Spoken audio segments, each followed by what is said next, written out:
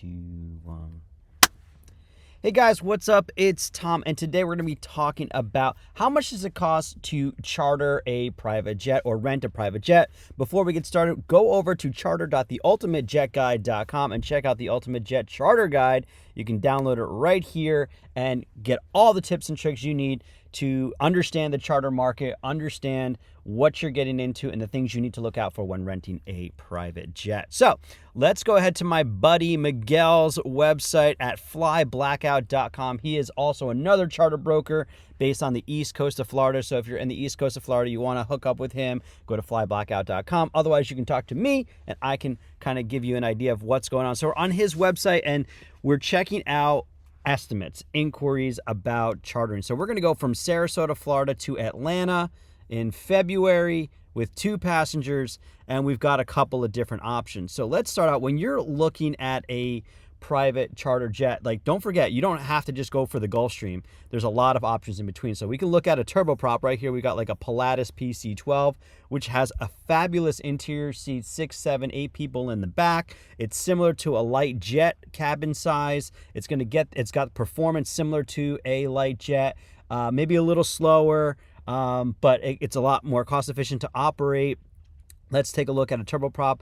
For this trip, it's going to be about $7,800, right? And that's going to be before taxes, before fees, if you're working with a charter broker, before their commission. So, but a turboprop could be a great way to go if you're only going to be going, maybe 200, 300, 400 miles away. It's an hour, 2-hour trip. Turboprops are great and cost-efficient ways to travel. Next, you got your light jets. Here we got an Embraer Phenom 100. Fantastic cabin, 4 to 6 people in the back. And it's going to be obviously a lot faster. You can get a lot higher above the weather. So from Sarasota to Atlanta, it's only an hour and a half versus the turboprop's 2 hours. You're saving 30 minutes. You're also paying, $2,000 more here. And don't forget, this is just one way. If we want a return trip, that's going to be a $4,000 addition. So if you're only going a few hours, that's kind of the trade-off, right? Do you need a jet or would a turboprop suffice? Next, let's look at the mid-sized jets. These are 6 to 10 people. This is going to take you about the same time, hour and a half, but you're going to have more cabin space. So if you're a larger person, 6 foot and above, the mid-sized jet, you can just about stand up in the cabin. I'm 5'4". I can stand up and my head's touching. So you're going to have more room, more leg room. It's going to feel, a little bit bigger. It's going to have more ramp presence, but here we are, 14.8. Again, these are just averages. So this is another $5,000 that you're paying for the comfort, really.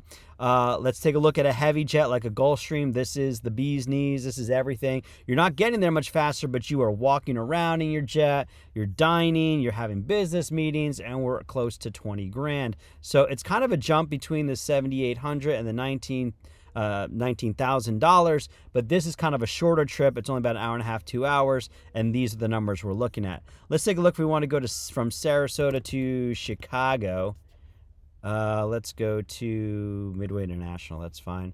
Also, you're going to want to, check and see what are the closest airports to where you're going. So now we have a 4-hour flight in a turboprop costing $12,000 before taxes and fees, one way, and it's going to take 4 hours to get there in a turboprop. Now we're talking the difference between a jet and a turboprop. So check it out. Less than 3 hours in a light jet. So even the cabin size is going to be roughly the same, although the turboprop could probably fit more people. The light jet's going to get there almost an hour before. That's 2 hours of travel time difference, and we're only talking about $4,000 difference in the price point. Again, mid-size, a little bit more comfort, about the same time to get there roughly, and we're paying about $11,000 more for the mid-cabin. And of course, the heavy jet is going to get there a little quicker, but we're up to $29,000. So again, it kind of depends on where you're going. If we're going to go Sarasota to Teterboro, okay, up the East Coast, we're probably going to see even bigger difference. Okay, yep, turboprop's going to take almost 4 hours. Light jet's going to take only about less than 3 hours, 2.5 hours, and 2.25. This is where so the longer your trip, the more the speed of these bigger aircraft are going to take into account. But still, a turboprop is going to be almost half the price of the heavy jet. It's going to be closer to the light jet. and it's going to be a little bit, about $5,000 less than the mid-sized jet. So all this to say, when you're looking at a charter, what you want to be aware of: where are you going, right? How long it's going to take you to get there.